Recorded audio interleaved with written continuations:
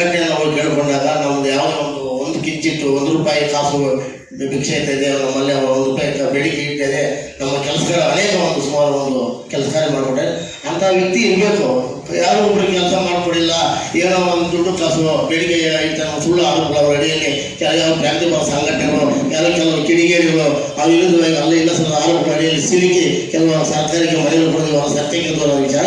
ನಮ್ಗೆ ಅವ್ರು ಒಳ್ಳೇದು ಮಾಡಿದ್ರೆ ನಾವು ಸಂಘಟನೆಗಳು ಈ ಸಂಘಟನೆಗಳು ಒಳ್ಳೆಯ ಕೆಲಸ ಮಾಡಿ ಕೆಟ್ಟ ಕೆಲಸ ನಮ್ಮ ಸಂಘಟನೆ ಪ್ರತಿದಿನ ದೌರ್ಜನ್ಯ ದಬ್ಬಾಳಿಕೆ ಅತ್ಯಾಚಾರ ನಿರಂತರವಾಗಿ ನಮ್ಮ ಸಂಘಟನೆ ಹೋರಾಟ ಮಾಡ್ತಾರೆ. ಅವರು ನಿಮ್ಮ ಸಮುದಾಯಕ್ಕೆ ಸೇರಿದವರ? ನಮ್ಮ ಸಮುದಾಯ ಈಗ ವರ್ಗಾವಣೆ ಮಾಡ್ತಿದ್ದಾರೆ, ಮಾಡಬಾರ್ದು. ಯಾವ ಸ್ಥಾನಮಾನ ಇದೆ ರೀತಿ ಮಹಿಳೆಯರು ಸ್ನಾನ ಮಾಡಿಕೊಡ್ಬೇಕು, ಮಹಿಳೆಯರಿಗೂ ಸ್ವತಂತ್ರ ಬದುಕನ್ನು ನಾವು ಅವಕಾಶ ಮಾಡಬೇಕು. ಅವರು ಇವತ್ತು ಆಸ್ತಿ ಹಕ್ಕು, ಸ್ವತಂತ್ರದ ಹಕ್ಕು, ಸಹಬಾಳ್ಗೆ ಬದುಕನ್ನು ನಾವು ಕೈ ಜೋಡಿಸ್ಬೇಕು. ಹೆಣ್ಣುಗಳು ಬೆಲೆ ಕೊಡಬೇಕು, ಹೆಣ್ಣಿಗೆ ಒಂದು ಮಾನ್ಯತೆ ಕೊಡಬೇಕು.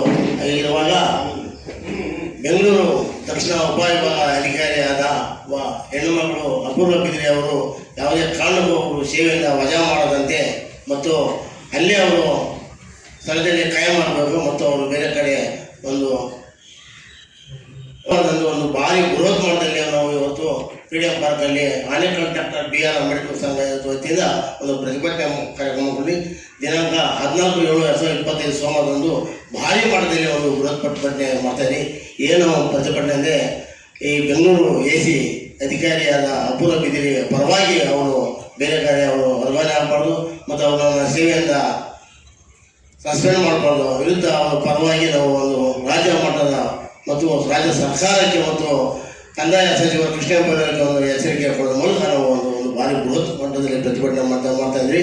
ಈ ಪ್ರತಿಭಟನೆಗೆ ಎಲ್ಲ ನಮ್ಮ ಮಾಧ್ಯಮ ಮಿತ್ರರು, ಎಲ್ಲ ದಲಿತ ಪರ ಸಂಘಟನೆಗಳು, ಎಲ್ಲ ಪ್ರಾಂತಿಪರ ಚಿಂತಕರು ಈ ಪ್ರತಿಭಟನೆಗೆ ಭಾಗವಹಿಸಿ ಈ ಪ್ರತಿಭಟನೆಯನ್ನು ಯಶಸ್ವಿ ಮಾಡಿಕೊಡ್ಬೇಕಂದು ನಮ್ಮ ಸಂಘಟನೆಯಿಂದ ನಾವು